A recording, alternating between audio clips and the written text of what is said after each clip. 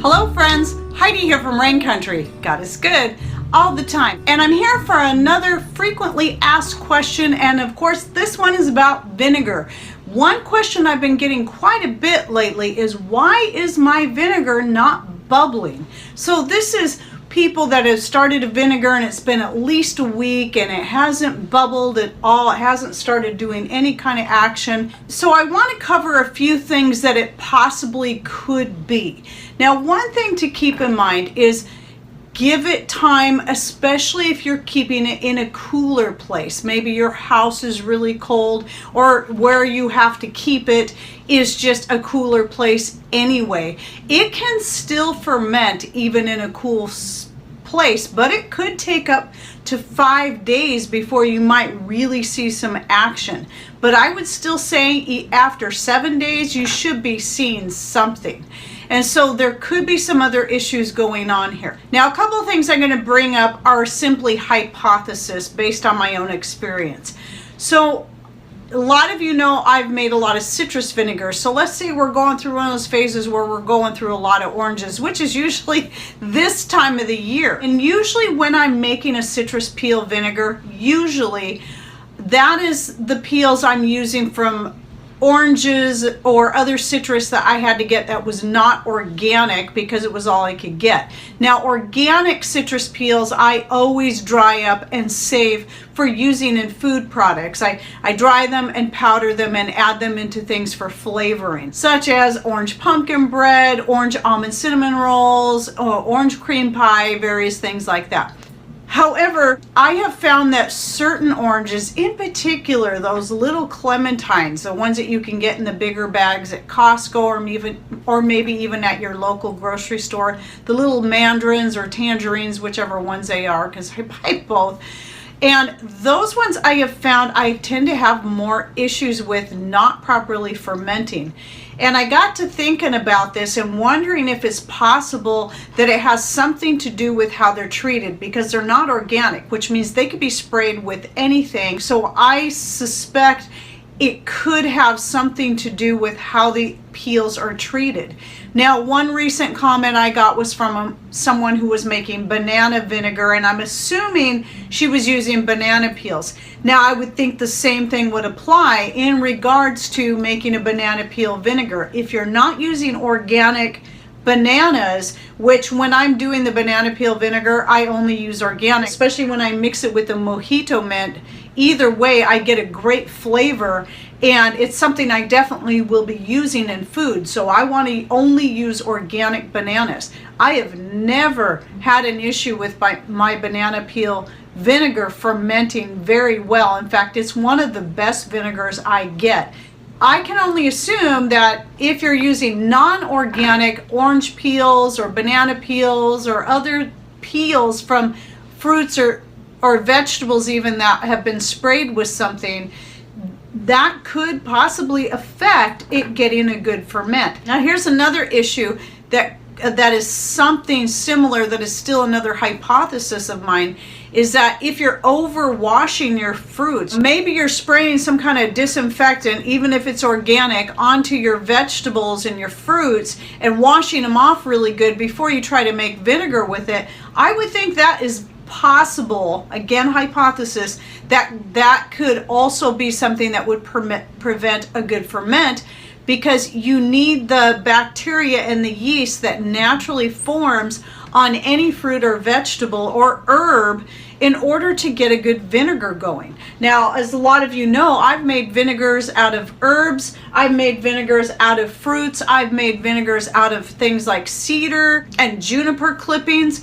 I have yet to do a vegetable one just because I haven't been interested, but I've heard of people doing vinegars with tomatoes and cucumbers and all kinds of stuff. But again, if you're over washing them before you use them, this could possibly cause an issue. Now, when I make an apple vinegar, my favorite for apple vinegar I have found is using the cores and peels, and I'll explain why in a bit, but that's typically something I'm making from my own apples. They're all organic, and no, I don't wash them first. Unless they fall into the ground, I might rinse them off, but I don't wash them.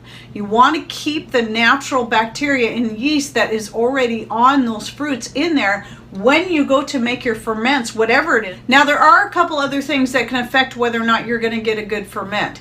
One thing is that you always want your fruits or vegetables or herbs that you're using to be raw or dehydrated. Dehydrated or even freeze-dried are safe. Frozen, sometimes I find I have issues with frozen. I don't know why that is, but you should be able to use frozen, especially if they're still raw. But if they've been previously cooked, they might not make a good vinegar for the same reasons as to why you don't want to overwash anything that you're going to put into that ferment. And then another reason why your ferments might not bubble within the first week is if you're adding too much sugar at the start of the ferment. So when you're talking a half-gallon jar, I personally never go over a half cup of sugar per half-gallon jar. Even when I'm making it out of herbs like this one here, this is a floral vinegar. It's made entirely of herbs. So whenever you're making a vinegar that out of things like herbs that have little to no sugar, you definitely want to get some sugar in there. But if you put too much, it can prevent it from fermenting at all. It's like you're just giving it too much and you're killing it.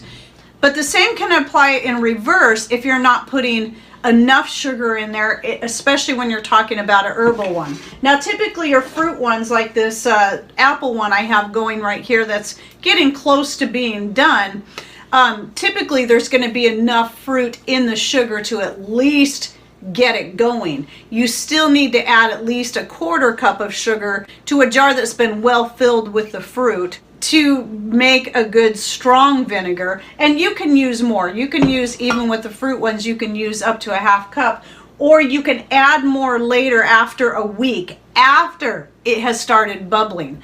But if you put in a whole cup all at once, especially one like this that's already got a lot of sugar in the fruit, and then you put a whole cup of sugar in here right off the bat in a half gallon, that'd be okay for a whole gallon, but for a half gallon, that can be too much. What it does is it just prevents it from doing anything. So just like with your wine making, if you're wanting it to be strong, you got to be careful how much you're adding at the top. A quarter cup per quart is probably the max you want to go. So in other words, a half gallon up to a half cup, a full gallon up to a cup to start with, and no more than that.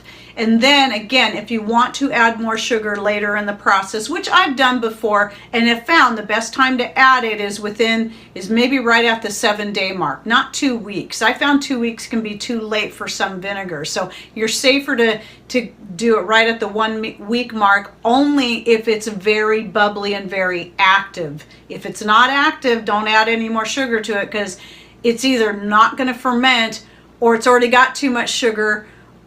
And you don't want to either waste that sugar or just make the problem even worse by adding more at that point. So only once it becomes very, very active and fizzy. So here's a little video clip I took and used in one of my more recent vinegar making videos. Your vinegar should look like this. You should be able to, within about right around the 7-day period, between that 7-day period to 14-day period, it should be very active, that when you take a spoon or a chopstick and you stick it in there and you kind of move it around, it should just be fizzy like crazy.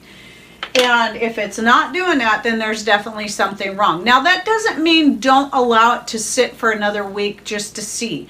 Maybe it is just extremely sluggish and it's taking time to start working through the sugars for whatever reason. I believe there could be some other things that I'm missing that could be preventing a good ferment.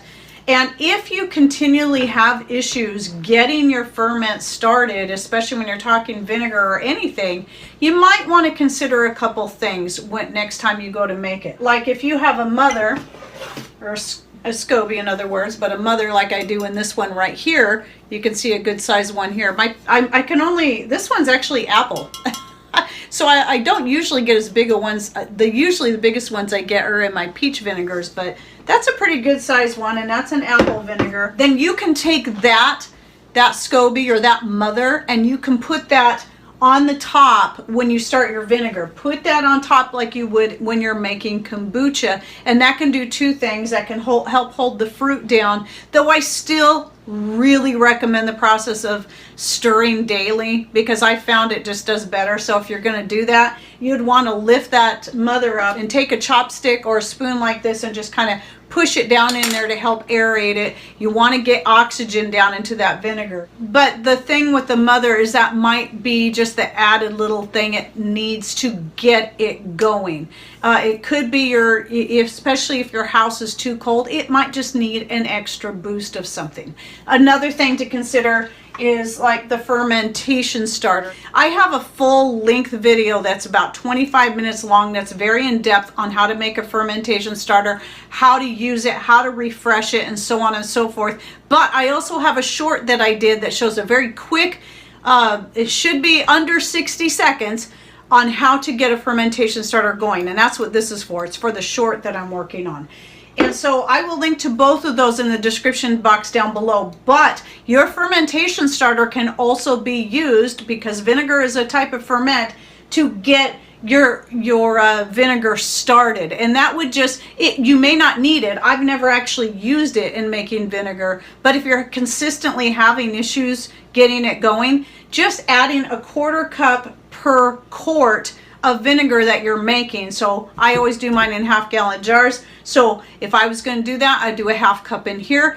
We'll just give it that extra little boost that it needs to help it get going. And here's one more thing. One time when I was making, I can't remember if it was a juniper or a cedar vinegar, one of them. I made both and had them turn out, but one time I made one that never fermented, and I'm positive I didn't put too much sugar in. And one of the thoughts I had in that is some of your different herbs are going to be really high in volatile oils that can kill the good bacteria and yeast needed to get that ferment going. And I could see that being a very strong possibility when you're talking about things like juniper and cedar and even peppermint, though I've never had any issues using mints and making a vinegar. I've made mixed herb vinegars using things like peppermint, dandelion, and some other herbs all mixed together, and didn't have any issues. They actually turned out great. But there was that one batch of, I think it was a cedar vinegar, and I had put a lot of pieces of the cedar in there, and it just never did anything, which surprised me, because before I had made the juniper and the cedar with no problem. So it might have been the amount that I put in there too. So various things to consider, but what I do want to encourage either way, no matter what the issue is, even if you can't pinpoint exactly what it is, don't give up doing it, because at some point you're going to have a good healthy batch of vinegar if you keep trying. I know, and if you're always using fruit scraps, like usually when I make my apple vinegar, it's almost always like this one here. This was made with scraps left over after pressing the cider from 2019 from our own apples. Most of my apple vinegars and peach vinegars, like here's a peach vinegar right here, these are all made with peach peels and pits. I don't waste the fruit when I'm peeling the peaches for canning. Then I take the peels. That's why I don't scald the peaches. To me, that's just an extra step. I would rather just peel it, leave some of the fruit on the peel, and then it makes a better vinegar that way. And so I'm not wasting it. I find when it comes to making apple vinegar in particular, or pear, using the peels and the cores makes a cleaner vinegar than using whole fruit like I did here, just some punky apples.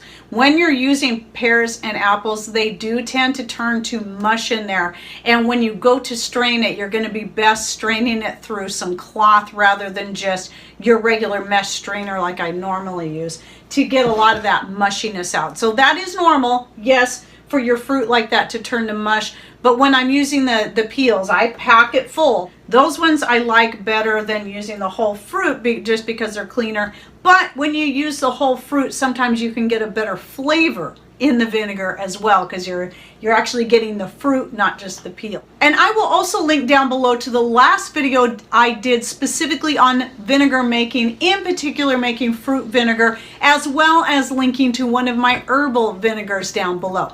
So, and also another one I'll link to is the many uses of vinegar, because I get asked that quite a bit. And I did do a video about 2 years ago about all the many uses of homemade vinegar and how do I use the floral and so on and so forth. So you can check those videos out if you're curious. All right, well, thanks for watching. Take care and God bless.